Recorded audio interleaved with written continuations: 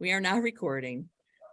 Uh, All right. Thank you everyone for coming to our 2023 Master Gardener Garden Talk.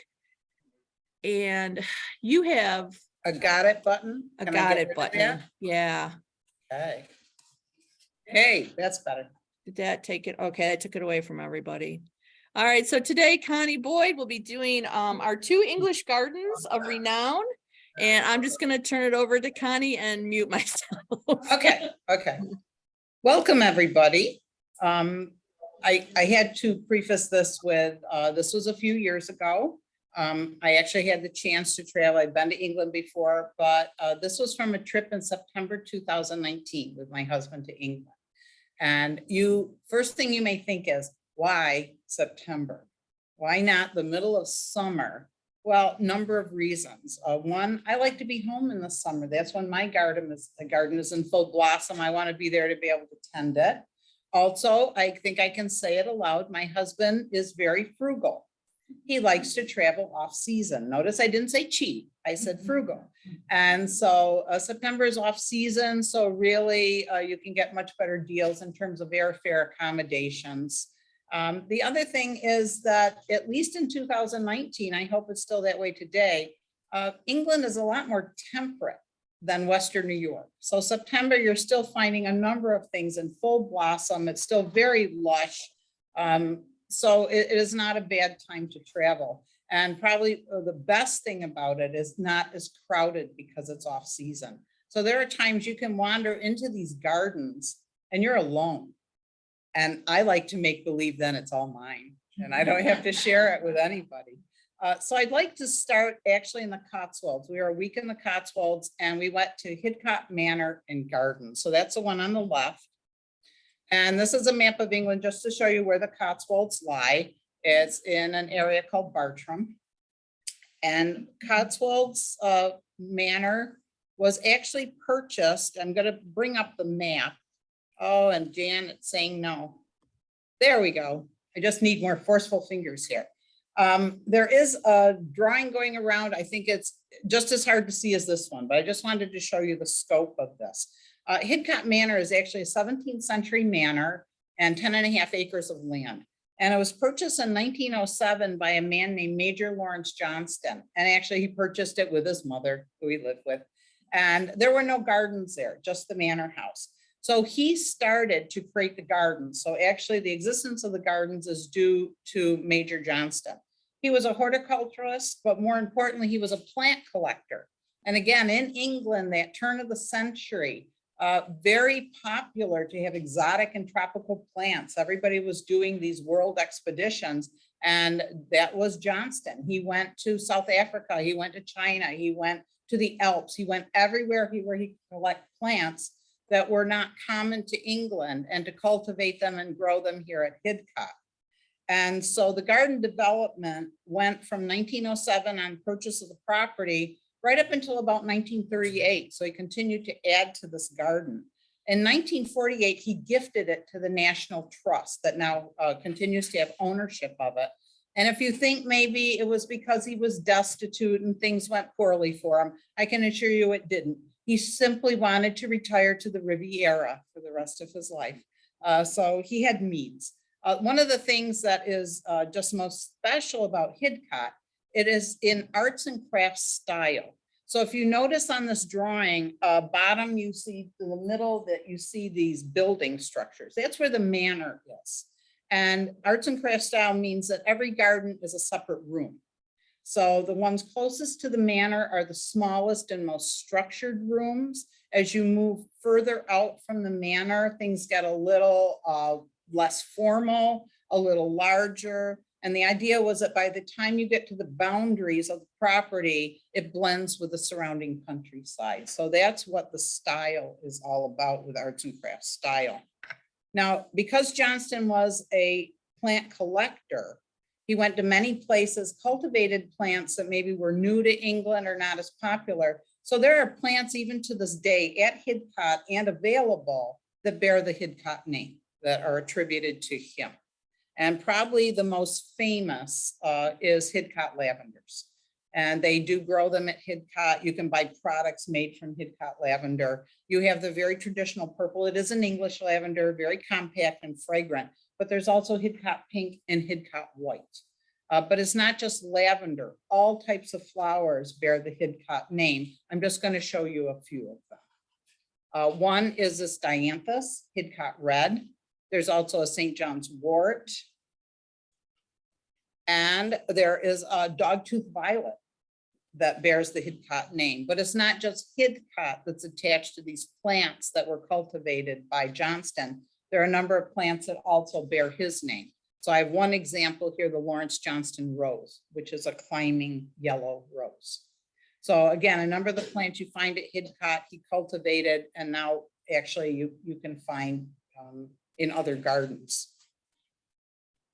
I have to say, and I was mentioning before Irene, I like wild gardens. I like cottage gardens. I'm not a big structure person. If it comes up and it grows, I let it be there. So I shocked myself by going to Hidcote and finding that my favorite garden was probably the most formal garden in the entire property. So I want to share just a couple of my favorite ones. And my absolute favorite is called the White Garden. So I apologize because it's winter and I'm showing you white flowers. But it's magical. I have to admit, I walked into this garden, I felt like Alice and Alice in Wonderland, and I never wanted to leave. And there weren't many crowds, so I got to stay there as long as I want and move back. But the whole garden, it's square in shape. It's surrounded by these beautiful yew hedge walls. And you can see there are archways or square doorways cut, and it's symmetrical. So there's 4 entrances and exits from the White Garden. It has pavers that create a crossed walkway. And then there are 4 separate garden beds. They're all rimmed with low box. And at each corner is a bird topiary from box. Then within the actual garden bed, then there are flowers. And in September, it's okay. Yeah, it's just, it's green. It's for some reason, this thing across the top. Yeah, won't and go I'm not going to away. touch it. I know, If this all goes down, it's my fault. Well, I went backwards. yeah, go back. Oh, you went forwards. Sorry. It's okay. I honestly don't don't know how know to get what it off is. there either. Sorry, folks. Trying to get this so it's. Huh. We'll go back to We'll those go back. pictures. Yeah, yep. She's sorry. giving you an advanced view of all of the White Garden right now. So up, back again. I don't know why this won't go down. Should we just work with it? Yeah, I guess we'll just have to work with Okay. it. Sorry, Zoom people. Okay, let's go back to those walls. We gave you a sneak peek of everything, but as I said, you have beautiful hedge walls that are trimmed. It had a little fuzzy when we were there. It's probably up for a fall trim. But again, these wonderful boxbird topiaries that define each of the garden squares. Now within the actual planting area, then you have in September was predominantly white roses that were really beautiful. But there's phlox, there's fuchsias, rose campion, speedwell, meadowroot. There's a variety of flowers that grow within these little garden beds too. And again, the height of these walls, to me, just made it magical. You do feel like you're in an outdoor room. This again shows just another angle with these bird topiaries and all the flowers blossoming behind them. There's also a lot of stone walls at Hidcote, but most of it are these incredibly large carved hedges. Just wanted to show you the height of the hedges. This is my husband. He's not super short. So they're massive. So you do really feel enclosed. And it's just a wonderful feeling. And again, even the plantings are large and lush within these very defined beds. And he is my subject because I hate to be in pictures. So just, you'll get to see him a few times. Daisies, I don't know, Jan, does this look like feverfew to you? I apologize, I didn't try to find out what it is. But if there's any color in the White Garden, it's very pastel. Occasionally you saw a few pastel pinks, but predominantly it's all white flowers that you find in here. And one of the things I find amazing about England is that we talk about fuchsias. Here's a white fuchsia that's in the garden. We talk about fuchsias as being those puny plants we put in hanging baskets and hope they grow at our houses. These things are like trees here. There's just enough temperate climate or microclimate that they're large and they're lush and they're absolutely beautiful. Kind of the same way rhododendrons are there. They become almost noxious weeds in England and Ireland because they grow so big and they choke out everything else. So much different kind of climate and just what you can grow there. I wanted to show you, all the other pictures were ours. This is actually a summer view, so this is not my picture. So you can just see even more lushness in terms of the plantings in high summer. So if you really want to see it in that kind of state, plan a summer trip. But again, we found it absolutely beautiful in September. I wanted to show you again these hedges. And as I said, I'm not a structure person, but I was totally mesmerized by these walls. And the one on the left and the right are both from within the White Garden. And the one in the middle, I apologize. I think it's near a place called the Old Garden. So it's not in the White Garden, but again, showing you these either pathways that lead through the walls or staircases that lean down or up from the walls. And it always invites you. This picture on the right, if you see the bench, it just calls you to go sit and just kind of enjoy the next garden. So it's just lush with plantings. And there's always something that you peek at through a wall that leads you to the next one. After you leave the White Garden, which I had a lot of trouble doing, and as I said, I kept looping back to the White Garden to spend time there. There is a garden called the Circle. And it's not that it's exotic, it's just a round lawn. It's actually called the Lilac Circle because in spring, the circle is surrounded by lilacs. But there are other flowers that grow there too. But primarily I wanted to show you the circle, just to show you how each garden, as you go through a wall, each garden changes. Each garden is quite different. And this is a picture walking through the gates. The right picture shows the picture from the other side of the gate if you're in the circle. And I want to take you straight through the circle first. If you can see in the first picture, can you see people way down there? Way down there? That's a broad expanse of lawn, kind of a little wider than this walkway, with borders on each side and hedges behind them. So you can't go through them, you go down or back. And that's my second favorite garden area at Hidcote, and it's called the Red Border. And these are pictures we took showing, again, roses, and I'm a rose crazy person, so excited, all these red roses. And this was planned out by Johnston. And actually the colors in it are not just red, although it's called the Red Border. It's primarily red, orange, and blue tones in this. And again, you have this expansive lawn, a walkway of lawn, the two red borders behind it, the high hedge walls. And the plantings, though, I think are quite unique because there's also a lot of tender plants and tropicals in it. So the gardeners at Hidcote have to change out these plants. Things are kept in greenhouses in the winter and brought into this bed. So you have shrubs, you have tropicals, roses, perennials, hardy and tender and annuals that are put into this bed at various times during the year.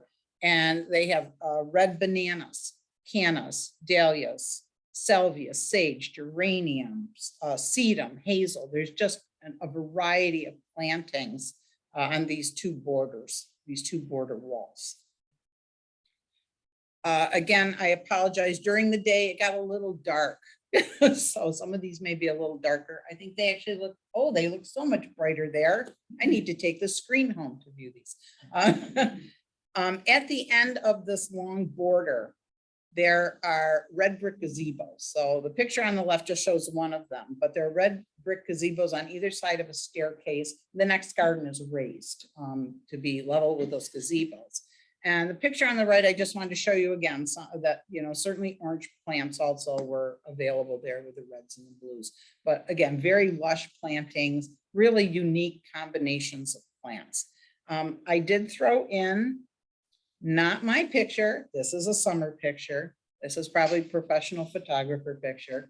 The growth is so full because it's summer with the foliage. You can't really see all of the gazebo structure, but you see the two matching roofs, the staircase up. Notice there's another gate, again, calling you through. But this next garden where you see the very boxy trees, I wanted to show you that just because I thought it was unique and such a contrast. You've got this overflow of red plantings and orange, and then you walk into this next area that's called the stilt garden. And these are actually hornbeams that have been trimmed up, and they're very rigidly shaped. But it's just such a stark contrast to where you've been. And again, the gate at the end that's just calling you to keep going forward. So every garden unique, and yet something else waiting through a gateway or through a hedge. So just a gorgeous property. I'm going to take you backwards though now. Can I do that? Okay, we're not going to go through the stilt garden. We're going to go back through the red garden, and I'm going to have you hang a right off the circle. And if you take a right off that circle, lilac circle, you come to the fuchsia garden. Honestly, the fuchsia garden wasn't so hot in September. So if you love fuchsias, go in the summer. But what I liked what was beyond the fuchsia garden. If you see in this picture, you see the bird topiaries again, those wonderful box topiaries, and they're beckoning you down to a raised pool or bathing pool. And you notice on the other side of the pool, that's hedge. It looks like the side of a house with a peaked roof, but it's all this beautiful yew hedge. So I'm going to take you through the fuchsia garden. We're not even going to look at it. We're going to go right to the pool. So this is a raised pool area. The picture on the right, that's as if you came through the bird topiaries down the steps to this area. Perfectly circular, beautiful fountain. And you had flowers, you have delphiniums and roses in the section of the garden surrounding the pool. And I believe that this was used, to dip in. Water didn't look so hot to me. I was not going to try it out. But what again mesmerized me, look at this hedge wall. Look at the curve to it. Look at the depth of it. And as somebody who, again, doesn't gravitate towards structure, I couldn't look away from this. I kept going back to it. And these doorways that, again, call you forward. This is a closer picture of this one side of the hedge. Look at how thick it is. And the staircase that from a distance, it's just a staircase. You look at it closely, look at all these little slivers of stone. So everything there at Hidcote is eye candy. It really is. There's statuary, there's benches, there's, beautiful archways. So there's everything there. I find it mesmerizing. It really was a beautiful, beautiful place. And I know I've shown you a lot of white flowers, so I apologize.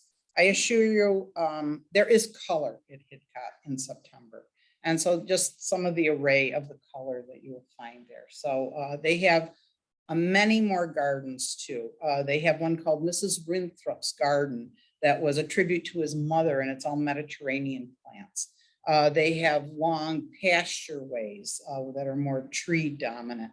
They have rose areas, which I'm really shocked I didn't take rose pictures. There's a pillar garden that has a lot of perennials, but then carved pillars of shrub. So there's just such a variety of things. There's lawns, it's ridiculous how beautiful the property is. And if you're a tropical fan, because Johnston brought back many tropical plants to Hidcote, there is what's called the plant shelter. And so there is this building you can go in to see many of the tropicals. And this, of course, is an angel trumpet or romancia. And this is my poor husband, again, being my focus, because I just wanted to show this plant in perspective. Just the height of this plant is incredible. And as a tourist, you can go into the plant shelter and view all the plants there. There is a greenhouse on site that's not open to the public. But if you really think you'd like to see more of this garden, I highly recommend. There's a number of YouTube videos that the gardening staff have put together at Hidcote to show you all the gardens, but also to show you the greenhouse and how they change out different plants and take care of different plants. So it's absolutely fascinating and very much worth a visit. And I think what's so unique is you can go into like one room of the manor house, but it was the first property that the National Trust took hold of that was considered a gardens only property. Most of the properties that they take care of are really focused on the buildings. And this was not. This was really focused on the garden and making that accessible to the public. So that is Hidcote. So now I'm going to take you elsewhere. If you look at this map of England, Hidcote is in the Cotswolds, which is in Gloucester, which is a bright yellow kind of midsection. I don't know if I can get up and point it out. This is Gloucester, and Kent is where you find Hever Castle. And we spent a week in the Cotswolds and then went down to stay in Kent. Supposed to be one of the most beautiful places for gardens. And we chose to go to Hever Castle, not to see the garden. I admit I did not research Hever, except for the fact that it was the childhood home of Anne Boleyn. And that's why I wanted to go to Hever, because you can go into the castle. They've redone her bedroom, but also the bedroom that was used by Henry VIII, because this is where he wooed her. He would come and stay with the Boleyns. So I wanted to see the castle. I was all about the English history, but I was wowed once I saw the gardens. Hever Castle is actually a medieval castle built in 1270, but the Boleyn family, a very influential family in England, had it 15th, 16th century, and they did modifications to it to make it more of a Tudor structure from their time frame. It passed through many hands. Right after the Boleyns owned it, it went to Anne of Cleves, remember, another wife of Henry VIII. From there were at least 37 different owners over time for this castle. It really fell into incredible amounts of disrepair. And the only gardens that existed right up until 1903 were just little gardens, probably herb gardens, vegetable gardens around the castle. So nothing out in the landscape, because it's 125 acres, primarily marshland. So luckily this castle and the grounds were purchased by a very wealthy American in 1903 by the name of William Waldorf Astor. And he refurbished the castle. He was the one that refurbished certain rooms to reflect Tudor times, but also refurbished the rest of the castle for his family to live in. And the castle was in his hands for over 80 years with the Astor family. And it was, he is the one that the gardens, that's why they came to be. He assisted with creating these gardens and designing these gardens and establishing them. So thank you to an American for a great British garden that you can go and visit. I want to just show you the approach to the castle first. I can tell you now the castle is not owned by the Astor family. They sold it in 1983, not to the National Trust, but to a private development, property development corporation, and it's still in their hands today. So this castle and the grounds are open almost every day of the year.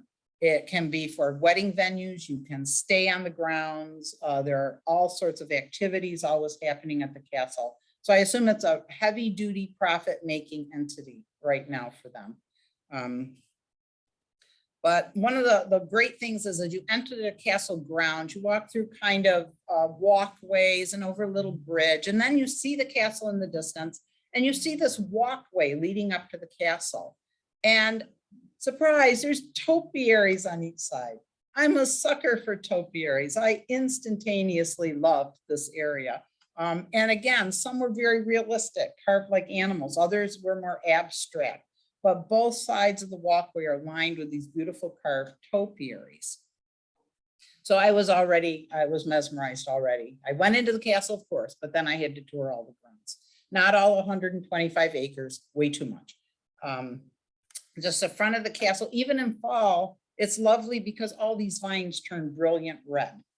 So you've got this wonderful red expanse on the front of the building.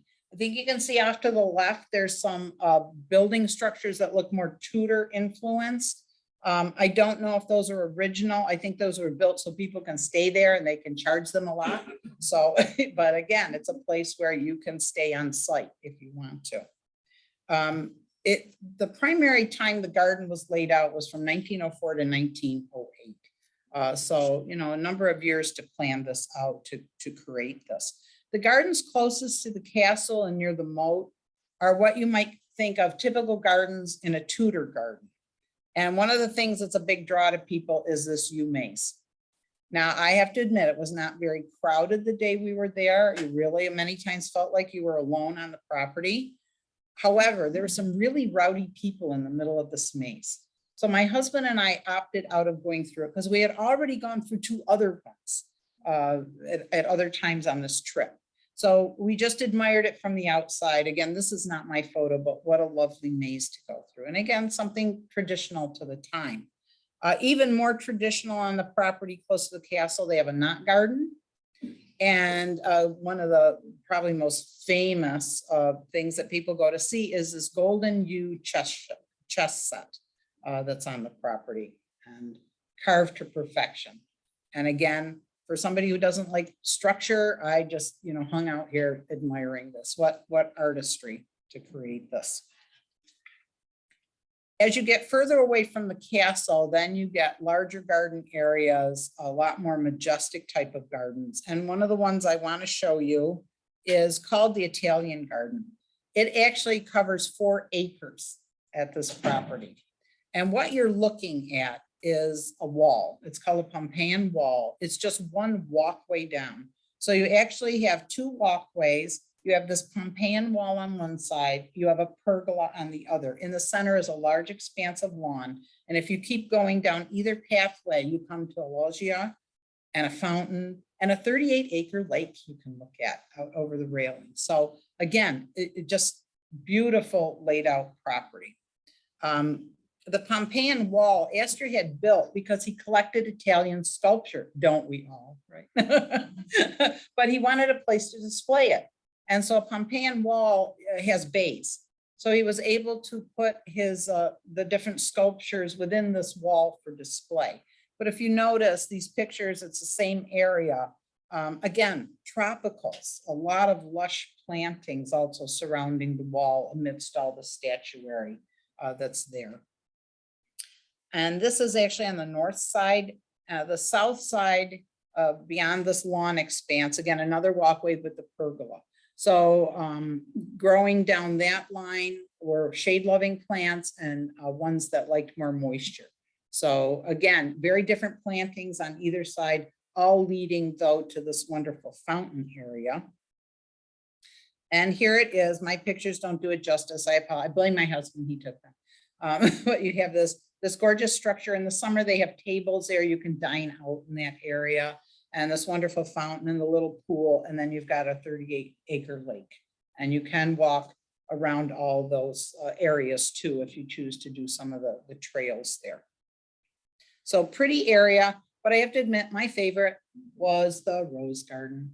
And you might think, oh, they'd be so spent by September. No, there's still many that were gorgeous. It's a whole walled rose garden.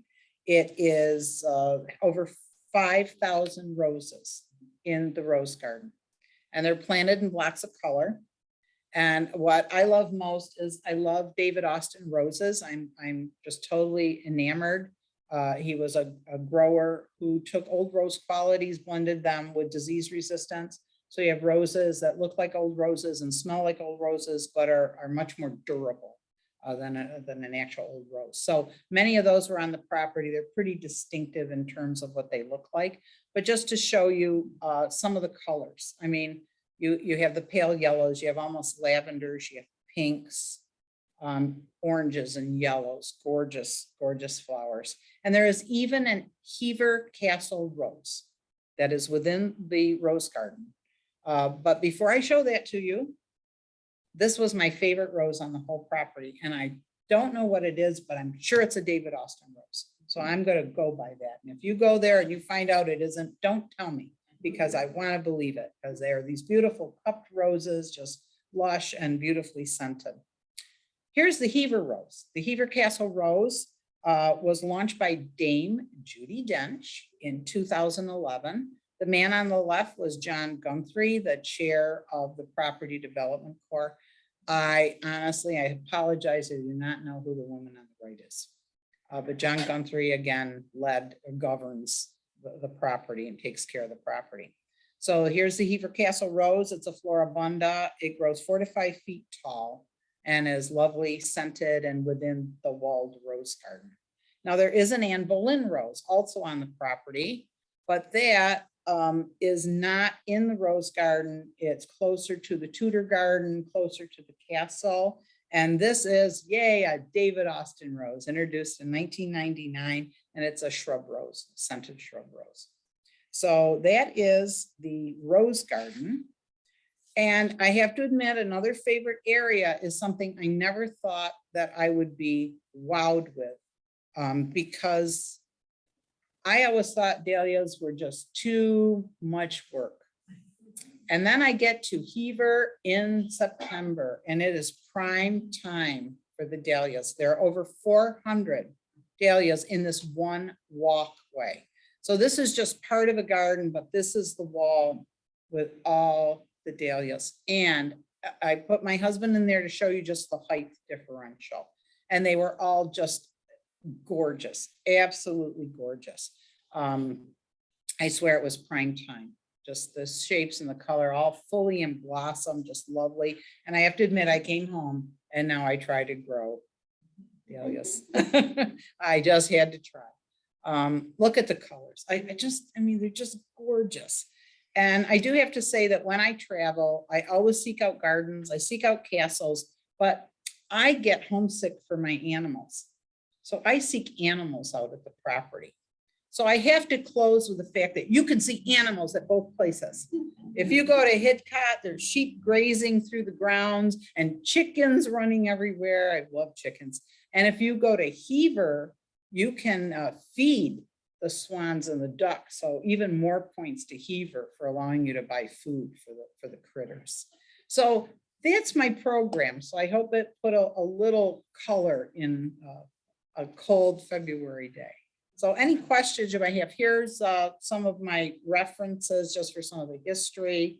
Some great sites, National Trust and Hever Castle sites, give you a lot of information about prime times, a lot of photos, just gorgeous, wonderful sites to learn a bit more about the gardens.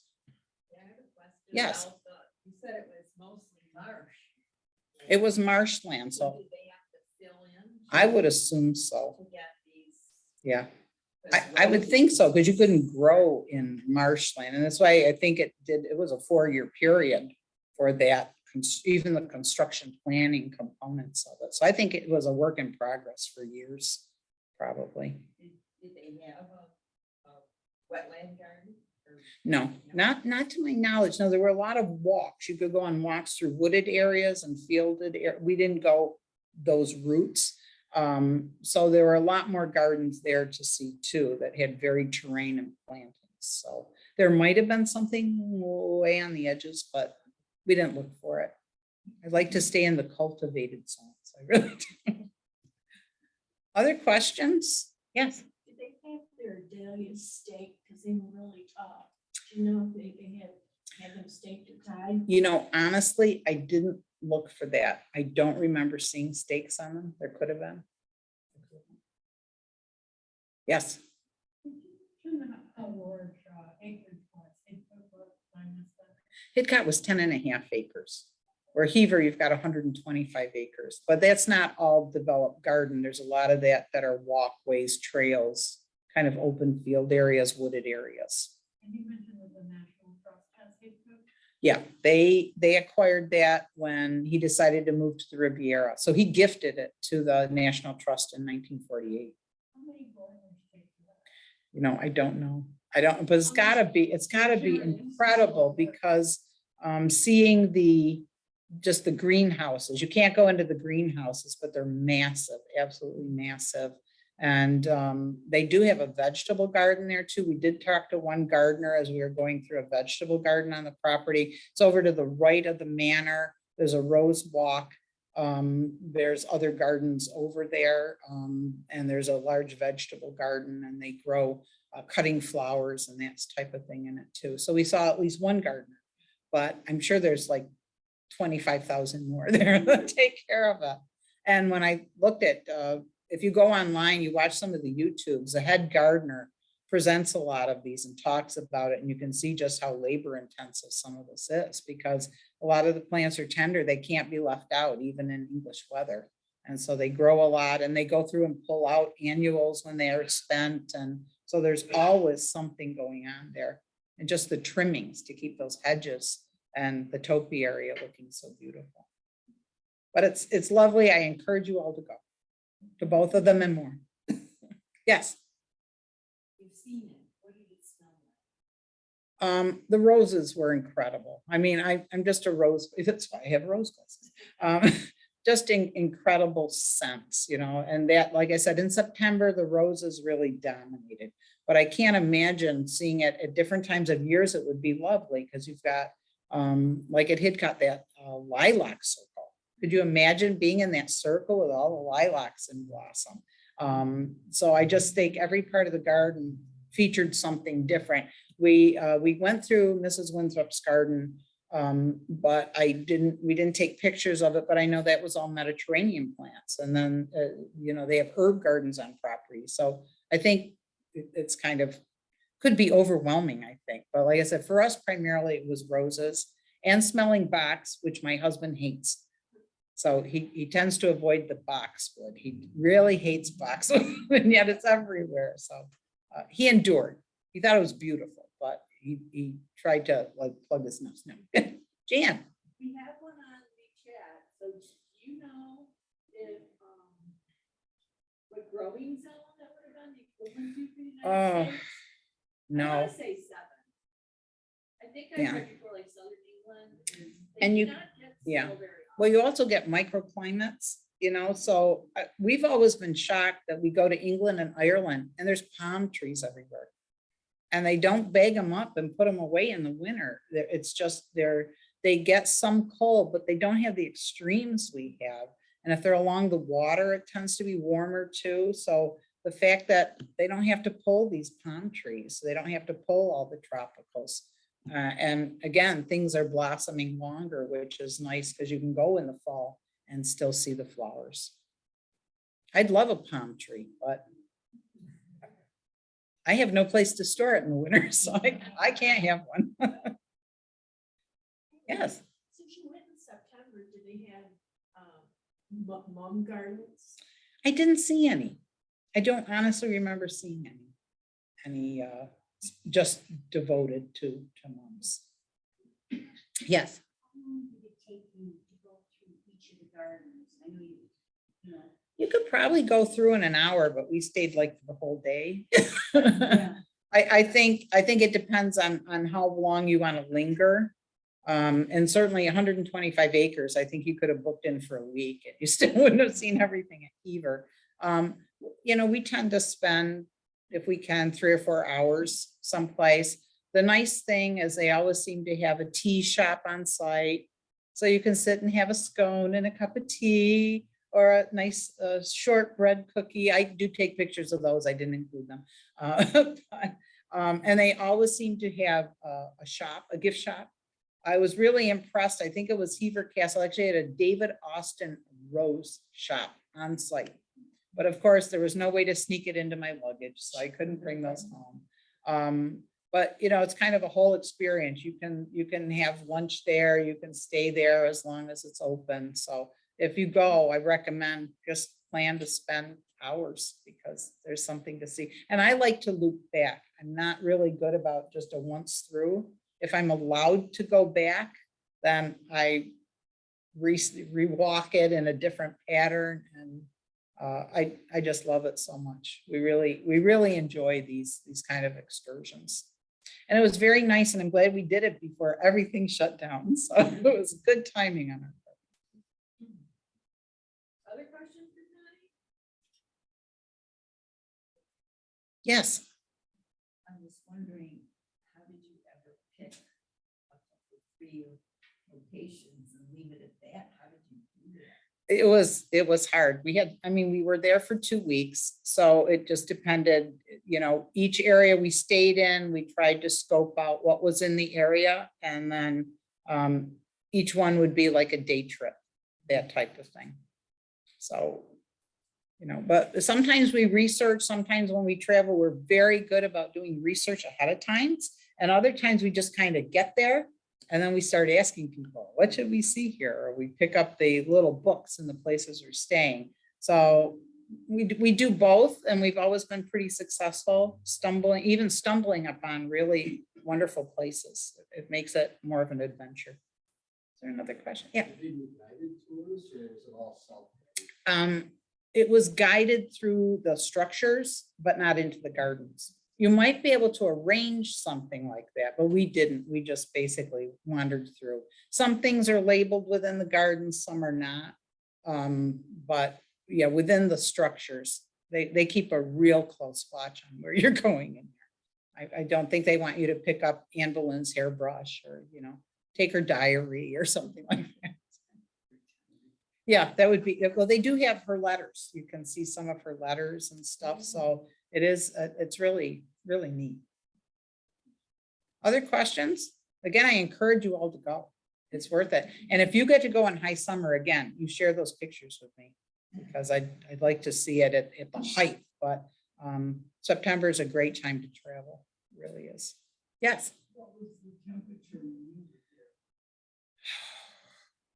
there? were 60s, I'd say, you know. Because you're saying about going in the summer, but Yeah. I personally think the time you went would be better because Yeah. you're not so overwhelmed. with Right. heat. And I'd love to say that England isn't as hot in the summer because it used to not be as hot. But there are times now where they get deadly heat and no air conditioning. So I think with changing climate, you could get some super hot days in the summer. But their summers used to, again, be more temperate. They didn't have the extreme, so it still could be very pleasant touring during summer months. Like I wouldn't go to Italy in the summer. Jan, did you go to Italy in the summer? Okay, little better, because summer, you know, the further south you get, the hotter. But England pretty much, you know, it didn't used to vary a great deal. But we have been caught in Europe where suddenly the temperature spikes into the 80s, 90s, no air conditioning, and you pack 3 layers of sweaters and a jacket. And suddenly you're at the store trying to buy anything that resembles summer wear back in the States. So yeah, we've learned to pack a little differently as time goes on.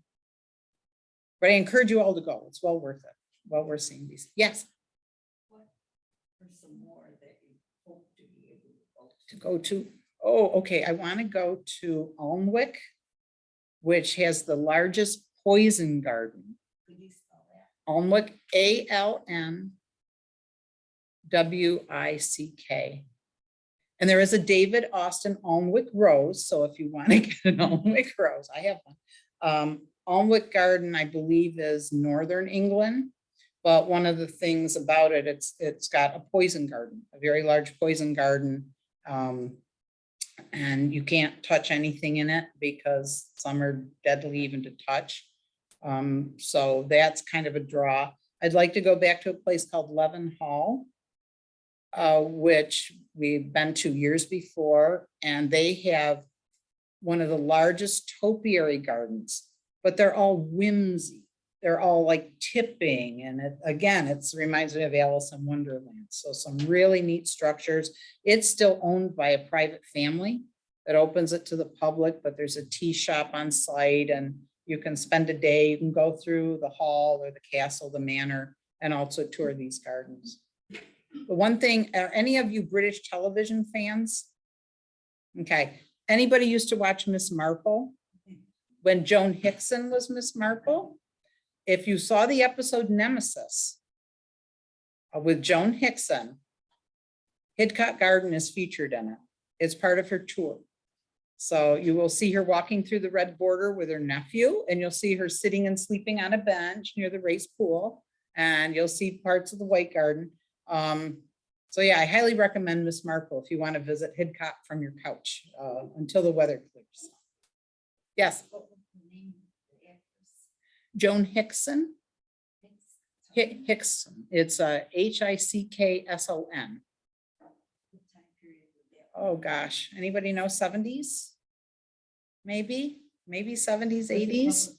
Yeah, it was a BBC public television. But yeah, I remember watching it recently. I tend to rewatch things over and over, and I watched it and I said, it's the garden. She's in the garden. So yeah, I get excited when I see these other places, but Leavenhall, I would recommend Leavenhall. That's beautiful.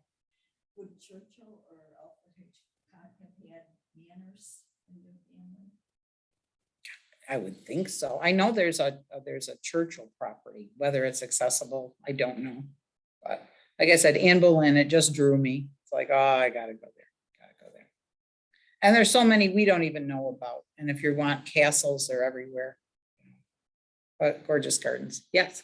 You should plug Monty Don there. Yes, oh, if anybody gets Prime or BritBox, Monty Don, the guru of gardening. And yeah, I watch Gardener's World all the time. I love all the tips he has on things. He takes you to some of these gardens as part of his show.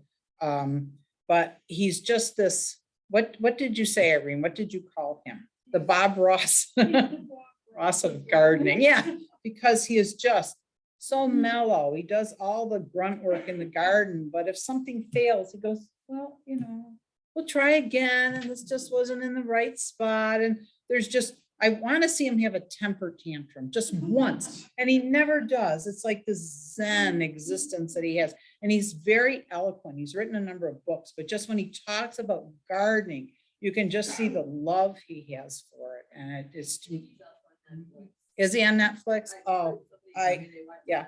He got me through the pandemic. He truly did, you know, just that soothing voice. And even during the pandemic, they had to clear his property and he set up cameras himself and taped the show. So because he knew it was kind of a lifeblood to people to see the outdoors and see things growing. Could Yes. you spell his last name? Don, it's D-O-N. D as in dog, O-N. N is in. Yeah. N is in Nancy. Yes, Monty Don. And he has a number of books out. He has one topiary. It's carved like his dog Nigel. So he's been working on that for a few years, but yeah, I highly recommend it. It's really wonderful to watch him. And they also allow you to send in videos. So if you all want to do a short video of your garden, it may appear on his show because he does put those clips on too. Think about it. Got time. Do you want me to show the shared slides? Okay, just the upcoming programs. We've got a full set of programs, first Thursday of the month still. We are doing registration just so we don't have a too full of them, and also for Zoom, everything will still be on Zoom. And just save the date for our spring garden gala. Wow, it'll be here. Next, just again, right? Call the Master Gardeners.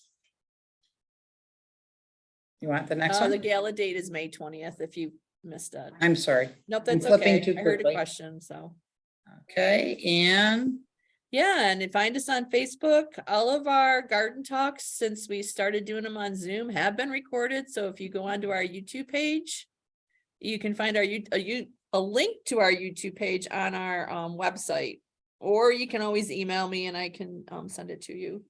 But Yeah. we've got a lot of videos on our YouTube page. So and I think we have one more. yep, Ta-da, there you go. there we go. So thank you all. Coffee and dessert, I'm working on it. We'll probably only have 2 this year. So those are going to be just in person. And hopefully I'll have those set up soon. Trying to get back to some normality. All right, so if there's no more Thank you. questions, I'm going to stop the recording, and everybody on Zoom, thank you. Thank you.